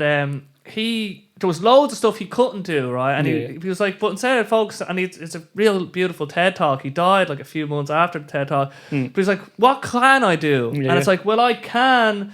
You know, he started playing drums and like a simple, like he couldn't hold it because he was too light and stuff. And he just started focusing on, because at the end of the day, right, you can only fill your time like with something, right? And it doesn't, and whatever that something is, it actually doesn't matter what it is. The fact that you get to do something is enough in itself. If you can flip the switch, you don't have to be like, oh, I can't do this, or I didn't get this break in life. We're always blame. But really, like we always have options if we're in a developed world, and even if we're not, like even if you just have to kind of buckle in and you were born in a third world country, it's like, well, I'm going to survive, and I know I'm very privileged in the situation I'm in now, and all of us are. But well, especially if you're listening to this, it's like you can always, like, you have to live. There's a really good quote I heard that helped me kind of not get over debt, but help me realize that thinking of debt too much isn't good, because it's a waste of time. So he was basically saying, I'm going to resolve to live until I'm dead. You know what I mean? I'm just going to live no matter what, right? I'm not going to worry about that, because that's another part or whatever. That's the next chapter. There's a time to cry, and then there's a time, you know what I mean? There's times for everything. Exactly. There's times to stand up, there's times to cry, and then there's times to move on and whatnot. Do you know what I mean? Like what you were saying when you started your company or your business, and like COVID, like what happened for that year, man? Oh God. Or whatever, how long it was. What was we? September, October, November, December. Yeah. So how long we opened before it actually? It was just about 4 months, I think it was, wasn't it? Yeah, we opened up September. Yeah. And then by October we start hearing about this thing in China. You're like, sure. You know, what's all this going on? I don't know. January, February, then we were closed, and we were like, oh, okay. And that was horrible. But the thing is, you, in a business perspective, you learn so much. Like, you know what I mean? You learn how to be conservative, and you know what I mean. You know what's good, what's not. And well, my family they're all builders, so we got loads done in the shop. I kept myself busy. We all tiled the shop. We ripped down loads of walls. We built all the stuff like that. At home, I think we done a bit of painting on the first lockdown. Yeah. I mean, just stuff, and then walks here and there, and it was really trying to keep yourself busy, but it was really hard. Like, it was really, really hard. It kind of puts things in perspective, what we were saying, what we can and can't do. It's like, we need to focus what we can actually do here. What can we do? Yeah. Right, there's 4 of us sitting in this house. What can we do? Right, we'll go for a walk today. I'm going to go for a walk. You have to keep your mind busy. Everything has to keep going. Like, you know what I mean? Everything has to keep moving. What would you do if God forbid, everything went kaput and you were just knowing by yourself, just you and your family? What are you going to do? Like, you're like, right. You know what I mean? You can't just think that there is just one thing. As in, let's say if I stop working tomorrow, I still have to have a routine elsewhere. Oh, yeah. I still have to have a routine elsewhere. And then I have another routine on top of that. Exactly. Just to keep everything your going. Fallbacks in a way. Have to have your fallback. Have to have everything keep flowing and stuff like that. Work is obviously a major part of things that keeps everything afloat. But you still need to have stuff for yourself. You still need to have stuff for everybody else. Like, you know what I mean? I think I find it very hard for myself. Like I used to go to the gym for 2-3 years straight every single day. I used to love it. Now I've no time for that anymore for myself, so I'm trying other things. Now I'm bringing the kids to their boxing, their gyms, their this, that and the other, and blah, blah, blah. Seeing them is great. Help with a bit of coaching as well. My eldest lad is brilliant. Try and go on a little bit of a walk now and then. Yeah. I end up just walking down to the Gladstone and having a pint, to be honest. You know what I mean? Yeah. But like, you know yourself, it's just that hour away just to chill out, like, you know what I mean? It's tough when you're like, you know, balls to the wall, working flat out. Like, you have to give yourself a break as well, though. You know what I mean? You really do. When you're pushing yourself on all these things, stuff will fall to the wayside, but that's just the way it is. Unfortunately, you can't do you everything. can fall in the hole like my mate. Like I like, but when I wake, like I wake up fairly late now. In fairness, Yeah. I wake up about 8 o'clock, 7:30, 8 o'clock. My missus will be well up and the kids will be dressed and all half the time. Like, oh damn, but like I be asleep. Like I get up, go do all the stuff, bring the kids to school, go to work, stay in work. Never mind the work, it's after work, then you're doing everything else, and then before you know it, it's 9, 10 o'clock, and the kids are in bed, everything's done, and then you're like, right, but then I'm still up on my phone sending emails, Yeah. and then I'm like, right, I'll look at this video, how to cut this hair, alright, I'll look at this, and then you're looking at positive speeches, and then you're like, oh god, like, Oh my goodness. you know what I mean, it's 1 o'clock, 2 o'clock in the morning here, this is nearly every single night for me, but like, That's hilarious. it's just one of them things, like, you're just like, right, but if you need to have it all nicely put. But for me now, with the lads in work is great, so I'm slowly getting a bit of time back now for myself, which is grand. Like my young lads, my eldest lad's communion was on Saturday there. It was brilliant, you know what I mean? Got a few days away there, got all that sorted, and it was the business, you know what I mean? Oh my goodness. So hold on. What was it like being on the communion. other side of the communion, man? it was pretty cool. It was pretty awesome, man. You know what I mean? The young lad in his little Peaky Blinder suit and little cap and all, man. Little cap and all. It was the business. It was so cool. So it's what you're working for. Like all the hard work I put in at the start. Yeah. And now I'm getting something back. Like, you know what I mean? Now I'm getting a bit of time to myself. Dead milestones, dead now moments. we're getting a little bit back out of it. You know what I mean? This, that, and the other. And my biggest milestone is trying to save for a goddamn house. But look, we're in this stage at the moment in Yeah. Ireland. We'll keep her lit and see where we end up. That's hilarious, But man. no, 100%. But what you were saying there was interesting, that the videos that you're watching is like how do you keep up to date with education in terms of new haircuts or new ways of doing things? You're all you The same way you learn about everybody else. You see Yeah. how other people do things. You see how other people do things. You see how other people do this. You see how other people do that. There's not one specific way of doing anything. Yeah. That's not just like for cutting hair. If you want to put it down to the most basic form, cutting hair, there's millions and millions of ways to cut the top of someone's head. Yeah. You know what I mean? There's millions and millions of different ways. That's not necessarily one lad's right and one lad's wrong. You know what I mean? If you learn all the ways and as much as you possibly can, then you can learn what will suit a particular customer. That's what it comes down to. You just have to keep going and keep learning and keep educating yourself. This is interesting when you say what suits a particular customer, because this is my understanding. Now, this is how like out of the barber game I've been, right? But in my head, so you're taking into, let's say I say something to you. I say I want like four on the top, 3 on the sides, right? Let's just say that's what it is. But are you also then, you have to take consideration, like, are you just going to do that? Or Not necessarily. Not necessarily. No. Like you'll always go, have you ever done that before? No. I just wanted to try it, this, that, and the other. It's the same as going for a pair of glasses. If you have a square head, you're going to get round glasses. Yeah. You know what I mean? If you have a round head, you're going to get square glasses. You know what I mean? It's just vice versa. It goes the exact same. Interesting. So it's just one of them things. If someone wants a particular haircut and you think it's not going to, the exact haircut that you want isn't going to suit it, you'll mold that haircut, what they want, into it, what it will suit them. So like most lads will be like, give me a 0 all over. And they're like, why do you want a 0? I just want to shave my head. Well, how about this? How about I give you a 0 on the back and sides and I give you a 2 on top? Why? Trust me. Just trust me. Trust me. We can start with this. I swear to God, just trust me. If something is a serious haircut like that, and you know, all of a sudden it's little details in the haircut and this, that, and the other. Yeah. You know what I mean? No, but 100%. If someone has really, really thick hair or something like that, you obviously want to thin it out for them. You want to do this, that, and the other. It's massive. It's huge. Like, It's you a know what I mean? massive, Jesus, yeah. So you have to just, you have to, obviously, all right, they want this, and then you have to take your expertise. It's the hardest part about barbering, and I assume it's every single job. It's just the experience. You just need to have the experience of dealing with every different type of person and what do they want. If a person comes in a suit and tie, you're not going to give them a 0 all over. No, you know what I mean. Even if they ask, listen, it comes down to a customer. If a customer wants it, you're going to give it to them. If they just look at you, I'm getting but this. nearly that, I'll do 5 different haircuts until I get to that one haircut. Oh, because you can go down. Because then I can go down unless they're adamant. No, you're like, all right, no problem at all. Like, you know what I mean? But I'll always do something different. I'll always try and go, right, how about this or how about that? And I'll cut their hair. I'm fairly quick at cutting hair, so it's not too bad. We'll always get there. We'll always get there. Like, you know what? That's actually pretty good. I'm like, yeah, cool. But if not, no, just shave it. All right, cool about it. You know what I mean? But it's not just, as you said, come in, cut hair, leave. Come in, cut hair, give leave. me Come in, this. give me this, leave. Give me that, leave. Give me that, Next, leave. next. No, I mean, no, I can't have that.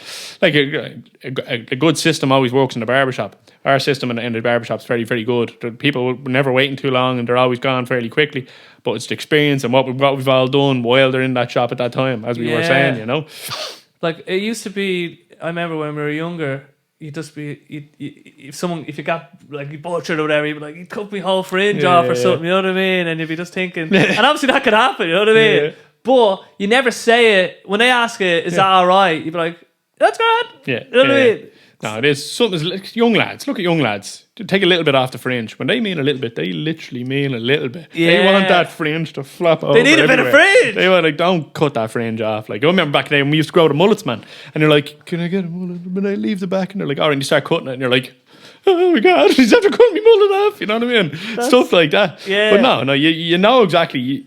Whatever the customer says, you learn off the customer, and you're like, right, I know exactly what he wants. Like, I know exactly this is what you want. Like, I know exactly what it is. That's a learn. Even if I don't like that haircut, I hate floppy fringes and stuff like that. But this is what he wants. Yeah. No, I mean, some barbers are like, no, that's terrible. Bang, bang, bang, gone. You're like, that looks better. Yeah, it looks better in your eyes, but not in his eyes.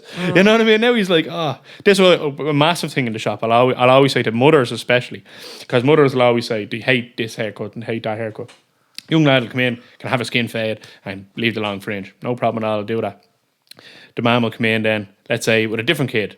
And she'll like give him the young lad will like, I want a skin fade, this, that and the other. Oh no, I'll just give him a 2 back in size and cut it really short on top. And they're like, and the young lad's like, no man, no, that's what you're getting done. And I'm like, and they're like, are you sure now? And I'll cut it to the way the young lad likes it to first, within reason. And then the mom's like, no, cut it. And I'm like, well, just keep this. And they're like, when he comes down himself, whatever he asks for, I'm going to give what that young lad wants. And she's like, why? Because it's in my best interest to do what he wants, not what you want. Because if I do what you want, he's going to tell all his friends he got butchered in my shop. If I do what he wants, he's going to tell he got a grey haircut down the road. So if you want a particular haircut, bring your son down. And then you can get the blame for it, not me. You know what I mean? Like, you can get the blame for it. That's so crazy. That's a totally different kind of little thing, yeah. But yeah, it's one of them things that like I always try and explain to moms that as well. Like if you want a particular haircut on your son, you come down with your son. You come down and explain to me. Yeah, then your young lad can see you saying it. Because you can't. Yeah, there's not. Yeah, you have to be. You have to. Look, I have to do what they ask unless you're there. Obviously, because then it's like my job is to make the customer in the chair happy. You know what I mean? Not the customer behind me. That's not. You know what I mean? Yeah, you know it's not there. To an extent, obviously. Yeah, no, I know to an extent. Yeah. But what then? So I think you've touched on lots of things that kind of like loads and loads. Well, what would you say if you are to say you've been successful? Then what do you think it comes down to? The lad in anything. In anything, it's just social skills. Be yourself. You need to be yourself. You need to be yourself out there, and don't be afraid to speak to people. Don't be afraid to say how you feel, and don't be afraid to ask them how are things done. Ask questions. You need to ask questions. Yeah. Ask questions of everybody. I wouldn't consider myself successful in the slightest at Yeah. all. I consider myself half decent at speaking to people, but no. When it comes to everything comes down to ask questions. Learn off the questions. You know what I mean? Questions are the most important. Questions. Ask people. Just be social. You know what I mean? Be social. But not only that, it's understanding. You know what I mean? You know what I mean? So it comes down to everything as you need to have understanding of what everybody is different. Absolutely, everybody's different. You know what I mean? And it's just Well, it's questions, I guess. Then acceptance. What everybody, who everybody is. You need to accept people for who they are as well. Yeah. You know what I mean? So that's 100%. I said that on the autism walk. It was acceptance, and I said a few things. I can't remember what it was, but yeah, it was acceptance and understanding. Are the main ones, and just you just that's what it is. Like, you know what I mean? You just really, really need to look at someone and say they're a human being. That's a person. Like, you know what I mean? So you need to relate to them on a human level. Yeah, that's what it is. Like, and obviously that's on everything. Understanding. It's also like questions is one thing, but understanding. There's the way you do that, I suppose, is listening. You need to listening is a big part of it, I guess, as well. Yeah, 100%. Like, you know what I mean? If you're not asking the questions, let them ask the questions. You know what I mean? Let me hear your story. I want to hear your story. I want to hear everybody's story. I want to hear everybody's life stories. If you feel so inclined to tell me. If you feel so inclined to tell me, I will 100% listen, and I'll keep my mouth shut the whole time, and I'll listen. And then if that's all you wanted to say, even if they don't want to say anything back to you, if they don't want to listen to you, they just want to talk to you, no problem. Then you take that. then you make that into something good. You know what I Yeah. mean? Make it into something good. I honestly think on any business on this entire planet, you could do that. Anything. Yeah. If you could absolutely mold that into anything, you could definitely do something amazing with it. Like, you know what I mean? It's just so cool. And is there, like, when you say questions, it starts off the small talk questions, but I suppose it's not like you have. It's not even that you consciously think of things, right? Like when I see someone, one of my neighbors, and it's real sunny outside, we're just gonna say lovely day, lovely day, lovely day, yeah, of course. and then so that's like. The way I think of it, it's like imagine we all watched a TV show. Because don't you see? Oh, did you see the last episode of that? Yeah. Well, the weather is like a TV show that we all watch. Yeah, And we all. 100%. That's you know what I mean? small talk. Yeah, that's small talk. So we can start off. We have that in common. We're all sharing the weather, right? And then you can. Then you have to. Then the next, it's like you need to. So questions, usually from my perspective, maybe they start out wide and come in. Yeah. And then suddenly you're honing in. 100%. I mean, you could broaden it. The weather is only a small. You could make it wider. I mean, you could do anything. Like, you know what I mean? Yeah. Did you wake up this morning? You know what I mean? You know what I mean? You know what I mean? Did you eat? As you said to me earlier on, did you eat anything? You know what I mean? So people who feel socially awkward. If you don't want to speak, it's fine. But if you could just ask someone, "What did you have for breakfast this morning?" Yeah. You know what I mean? And then there's an answer to that. There's an answer to that. I didn't have breakfast. Or There's an I had answer to this. it. Yeah, 100%. Or an understanding, accepting thing of people that can't speak or won't speak, which is fine. But it's having a positive person on you of being smiling. Just be acceptant of who people are.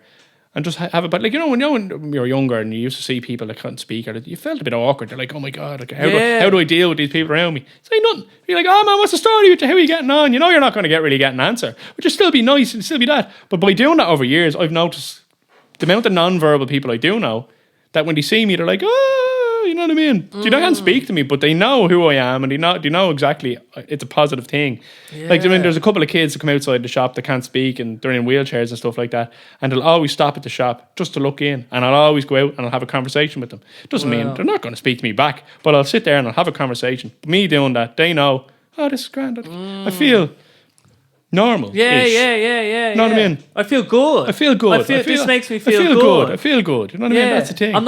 I'm being treated as if, you know, I'm worth being talked to in a way or something, or even, because there is something like, oh, how do I deal with this? How do I deal?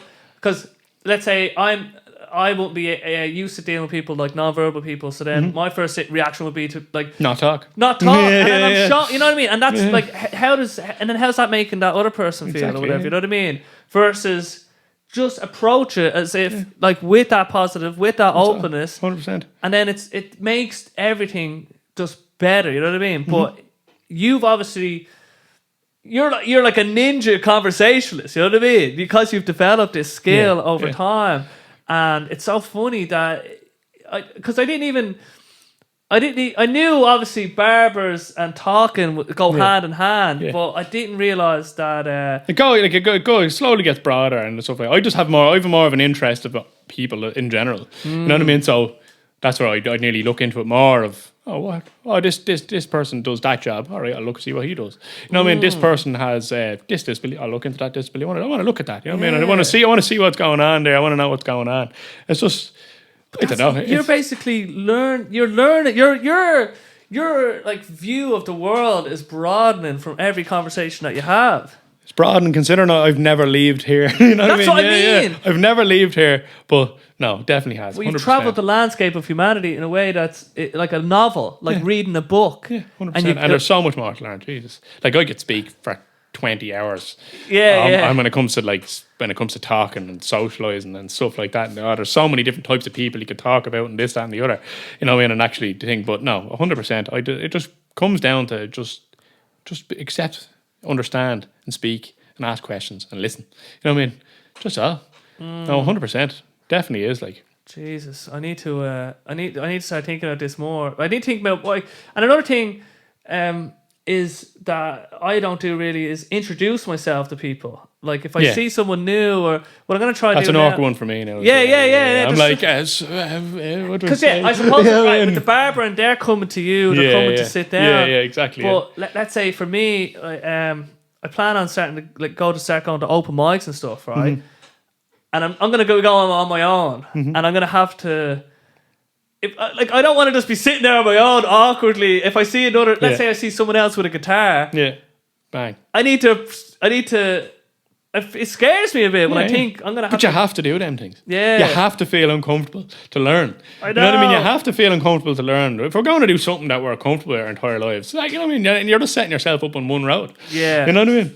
Yeah, and I think it comes down to if I can get over, like when I'm busking, right? The things I can do when have the microphone in front of me, and I'm not embarrassed by it. No, but I'm embarrassed if I say the wrong thing to somebody or something. You know what I mean? Yeah.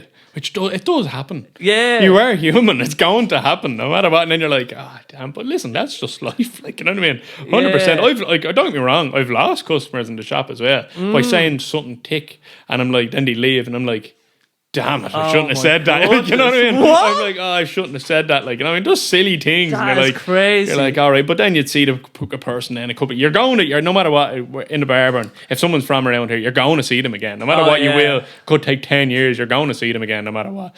When you do see them, you just make sure it's a positive one again. You know what I mean? My goodness. Just keep going like, remember I said that to you. When they're in the chair, you're cutting away, the conversation's flowing, and then suddenly something is said. You say something that just, and then you can feel it. 100%. It's definitely happened. It's horrible. It's horrible. And you're like, and it's generally me. Like, out of all the lads in the shop, it's me that deal with it. Like, you know what I mean? Because you're I'm trying. Like, I'm like, right, I'm trying, and then I'll say something. And I'm like, damn, I shouldn't have said that. Like, you know what I mean? Like, and then you go back. Yeah, some things you can't go back on. You know? Exactly. Yeah. No. Like, there's just certain topics in the shop, especially when you're in public. You have to be really careful of what topics they're talking about. 100%. Like, you know what I mean, it can be it's such because there's an audience in a way, like a background. 100%. Like, we're so loud as well. Like, we leave the door open half the time. So if you're across the road, it's like an echo. You can hear everything we're saying. Yeah. Like, you know what I mean? So sometimes you see people across the road just looking, and we're like, I think they can hear us. Like, oh man, but that just the idea of saying that thing, having the person still, like you're halfway through the haircut or something. It just seems. Yeah, it's one of them where you're like, it'd keep you up, like, you'd fall on and you're like lying in bed and you're like, oh my God, what did I say? But it happens to people I've known. More happens to people that I've known since I was a kid, especially around here all the time. And I'm like, damn, I shouldn't have said that. Like, but when it's people that I've first met in the barbers, I've already built up the conversation from a positive thing straight up, where other people, I'm like, God, I know who you are. You're like, God damn. yeah, you know what I mean? I know who you were a little, yeah. I was like, okay, fair enough. You know what I mean? And then I'm like, then I start feeling like stuttering. I'm like, you know, I start feeling awkward then. Yeah. And once you feel awkward, it's just like, it just crumbles. You're like, oh God. But you feel uncomfortable. It's just part of building it, isn't it? You know what I mean? That's all it is. Like, even with all the experience and there'll always be a time when you fumble, when you fall, when you can't deal with it. You know what I mean? And then you just have to try and grow from that, I suppose. And then what happens? Does it ever happen that, you know, the people that are now you're training in and stuff? I suppose if they when they make a mistake, how do you deal with them making mistakes? Mistakes wise, like a physical mistake on a haircut, which is grand. Like, generally, nowhere near, you're never going to go put a 0 on the top of someone's head. A physical mistake, you're always going to be able to fix. Like, you know, it's nearly impossible. Like, you're grand. Like, you know what I mean? It's when the young people or whatever, whoever's cutting their hair is not speaking, and they're just, you can feel the tension. No, when you can feel tension, and I'm in the background going, fucking talk to your man, will you know what I mean? Just talking like, what? Like, or even like just something as simple as just leaving your customer, like going in washing your hands for a second. Like, explain, I'll just be back in 1 second there, my man, and going to wash my hands. Something as easy as that. You know what I mean? No way. No, there's loads of little things. Like, our youngest man at the moment, Jack. He's a great barber. He's really, really good now. He's still training in, but he can't speak. You know what I mean? He can't speak as of yet. Yeah. And it's going to be great because he will. I'm hoping to God he will. Yeah. But yeah, he's exactly the same way I was. He was just I'm not speaking to anybody. I'm not doing that. I'm not doing this. And you're like, man, you have to. Like, you know what I mean? Part of it. But it was like, you're such a nice fella. Explain to them what you like. What do you like? You love comic books or whatever. You love going out or you love doing this. Just say, so do you like Batman? And then how did you see the the new amount of customers we've gained of like one of the lads, Connor, and I explaining that he likes anime, and then boom, we've had so many people going, oh my god, I actually do too, and then bang, and then everybody has a common interest, but everybody's afraid to say it because they think it's socially unacceptable. Like, their just little say niche, it. what You know what I like mean? is weird or whatever. Bollocks. Just say it, bollocks. Just say whatever you like. Like, you know what I mean? Say it, You know what I mean? Because you find out everyone's strange. You know what I mean? We're all strange to somebody. Yeah. You know what I mean? Like my favorite film is actually There Will Be Blood, right? And I can't imagine no film for me personally comes close. But I know someone that hates that film who thinks it's the worst film. Yeah. And we exist. We both exist, and we're both right. See, as you were saying, we're like now and then, like let's say we've 3 customers on the chair, and three of us are cutting, and the diversity of people is mental, and you can tell like me and your man on the middle chair having a fantastic conversation. The man I'm cutting his hair is never going to come back to the shop ever again because he can't believe we're having this conversation, and now in the end they're like, what the hell's going on? No, I mean it's mental. But the thing is, you try and make it all into a positive thing, like you're like, and then you engage them other people into the conversation. And like as what you said, you don't have to like sport to talk about sport. Like I follow a little bit of Leeds and stuff like that, which I think is great. It's cool. I like watching a bit of sport. My eldest lad loves football, so I'll follow a little bit for him. But that's the conversation. The likeness of the conversation is, oh, did you watch the match last night? No, man, I don't like football. Oh, why don't you like football? There we go. We're talking about football. You know what I mean? Before you know it, you're talking about it, but I don't know anything about it. Like, you know what I mean? There's always something that you can find. Like for football, for me, I can appreciate it. Like for me, I've analysed football a lot. Like why is it when a goal goes in that it's such a big deal, right? Yeah. And in other sports, let's say, I think it comes down to the frequency of a goals in a match. Like some matches end 0-0, so they're like. It's a rare enough event in a match to score. Now, every match is different, but the fact that it's only so often. It's only so. Gaelic might be a little bit more or something. Where it's like, yeah. But because in football, you could be waiting 90 minutes. And it's like, you're waiting. So there's something about the frequency, I think, of the scoring that makes it like real, like, because it could just be passed. Could be one or the other. Could be because so tense or just like, oh my god. Like, you know what I mean? But it's just an interest, and then isn't it? That's where my brain would go. You know what I mean? Or like seeing how much it means to people in the community, right? Because Skerries, loads of teams. And loads of people play for these teams, and it's not just the football. It's like you might think, oh, barbering is just a haircut. Well, football is just the sport. It's no, it's the whole social aspect. Look at like that's my especially my first lad. I had my first lad, and I was like, right, I was never sporty growing up. It's like I'm going to get him into sport. Why am I going to get into sport? Because every lad I've known growing up had a great group. When he played football, he played rugby, he played this. He had great. He grew up and had best of friends, and have all these groups growing up. You know, so it's such a nice thing to have. You know what I mean? You know what I mean? Where you actually start young, and then this and the other. And don't get me wrong, my young lad, he's mad into sport. He loves his boxing, but he loves football as well. Yeah. And this is the thing. So I'm after. I assume like me and the missus are after creating like a path for him in life. There's one little path. Like there's one path. That's a path. Something he'll have to fall back on, and he'll learn so 100%, much from that. He's going to learn so much. Like, you know what I mean? So it's just one little thing that you can create a path. If you can create that thing, let's keep it going. Like, you know what I mean? That's the thing. Yeah. But no, 100%. Like, as you said, it's a common interest. Even if you don't like sport, it's an option. There's exactly. options. Yeah. There's options everywhere. But there's a tendency, like for all, like even me simplifying things in my head.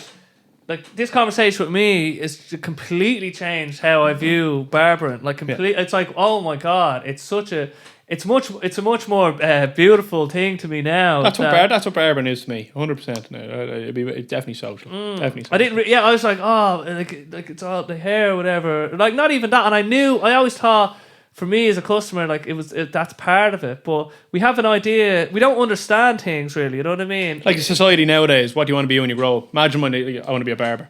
90% of parents nowadays are like, oh, why? Like, why do you want to be a barber?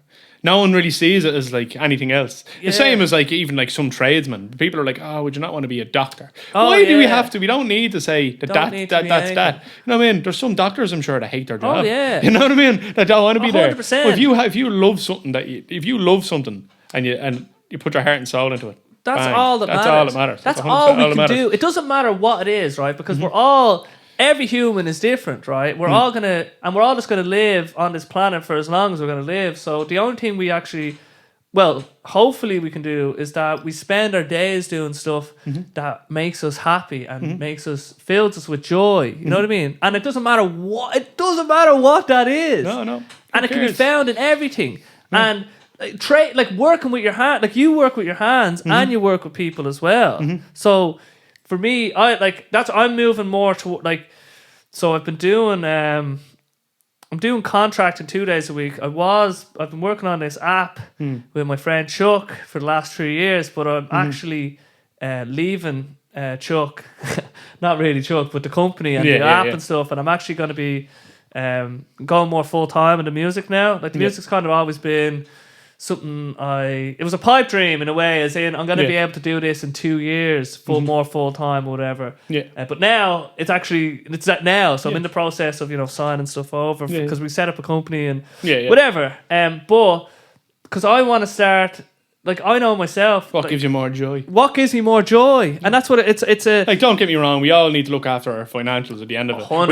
We need to. No, have, I'm not secure. saying Like, to be working. Obviously, we need to be. But as you said, you worked in something, but then you had your thing in the background going, and this was still motoring along. But once one, if it overtakes the other, happy bloody days. You know what I mean? That's the thing. And 100%. That's the thing. You don't want to like. I wasn't ever gonna I couldn't risk it all straight away. And even now, I'm still gonna be two days a week. And I actually love programming and stuff. But there's a part of me that knows, like when I went busking on Saturday, and it was such a cool experience to be back in town. I just you can mesh the two of them together. Yeah, that's what you know. You can literally mesh the two of them together. That's the thing as well. And even like when I was doing the live streams, actually, and I really appreciate you even leaving comments and stuff, and because it's hard when you're starting things off and you're learning stuff, and you're like, what is this working? And you need a bit of encouragement. 100%, I always remember even little things that people say, not exactly what they said, but I know that I was like, fair play to you, thanks. Like I'll say thanks to you for that. And I also, what you did recently, getting Adam and stuff. You're always a good supporter of people. You know what I mean? Like not even knowing what you said about the barbering now. Just my interactions with you have just been it's always been positive and like appreciative and like. Fair play, like keep doing that, doing that thing. No, you just have to do it, like, you know what I mean? You have to be positive. Have to be positive. Even when you're down and down and down, be positive. And 100%. don't like be happy when you see people doing things. You know what I mean? When you were opening up that, like, I'm sure like there's always a negative. We could sit here and I could speak about the negative and I could say X, Y, Z. Yeah. No point in that, get you nowhere. Exactly, I wouldn't start a business, I wouldn't do that. I wouldn't do that. Why? Because this happened. Why? Because this person said that. This happened to me, blah, blah, no. I wouldn't do music, and it's just you'll never get anywhere with it. You know what I mean? There's nothing in it, folks. Like music's great. No, I know it is. I wrote my first song the other day again. No way! So, it's been years since I wrote a song. I was like, you know what? I'll do it for the crack. Because you play guitar. Yeah. You were saying you got the loop pedal and stuff. Yeah, that was great crack. Yeah. And I don't play it too much because every time I set myself up a little corner, I went to work, come home, and the missus have it back away. You'd be like, God damn it! Like, where's my guitar's gone and all? But no, she has it in the corner now, so it's grand. No way. It's all good. What inspired you to write a song? My son. I wrote about my youngest son. Oh man! Yeah, so we're nearly there with that one there. It's just a little jig, like, it's great crack, like, that's beautiful. But I haven't done it in years, so I was like, I'm gonna do this for the crack, like, I want to do it. And you'd be so surprised what you can write, like, you know what I mean? This is one song I was like, what can I say that's nice? I was like, I can write loads here. Like, there's so much here. So much. Realise.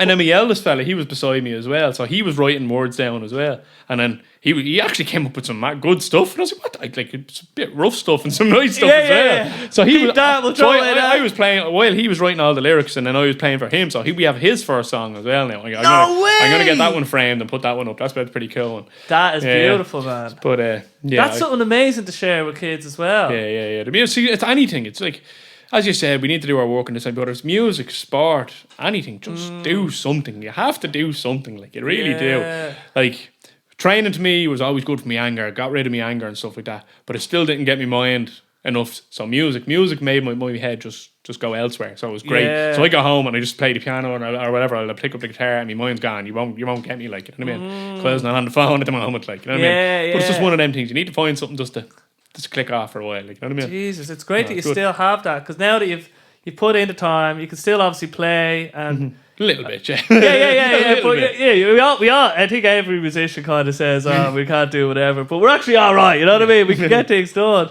But that's just so cool that you were like, "I'm going to write a song," because I actually think, it's about fun. You need to be inspired. Like I don't think you need to be inspired. But it's so much easier when you're inspired to write a song than, when you have to sit down. Because I took things as a positive thing. Yeah. I mean, if I took things as a negative thing, you're not gonna be inspired. If you take anything as a positive, you're gonna be inspired. As I said, the conversation of your family here is one of the biggest inspirations of Skerries. It's massive. I love talking about it because I'm like, they are sound. You know what I mean? Them lads, like, honestly, they're the biggest, like, you know what I mean? It's like, if some lads say X, Y, Z, I'm like, man, I'm telling you now, them lads will change your life. You know what I mean? And your sister and everybody. And I appreciate that. No, 100%. That's what we're trying. We're trying to put, like, even with this podcast, try to put. And what you're saying, what you're doing, it's like if you put your best foot forward, you don't know what impact or what ripples, as you were saying. Could be the smallest ripple in the world, could be the biggest ripple in the world. Doesn't matter. Yeah, doesn't matter. Someone's going to take something positive of it. Exactly. Yeah, and that's why I like the podcast. When you're put the microphone on, there's a sense. Oh, I know I'm being recorded, so you're trying. We're trying to do our best. Like when you go to a wedding, you put on a suit. You're trying to do your best. But you like your ripple has affected me.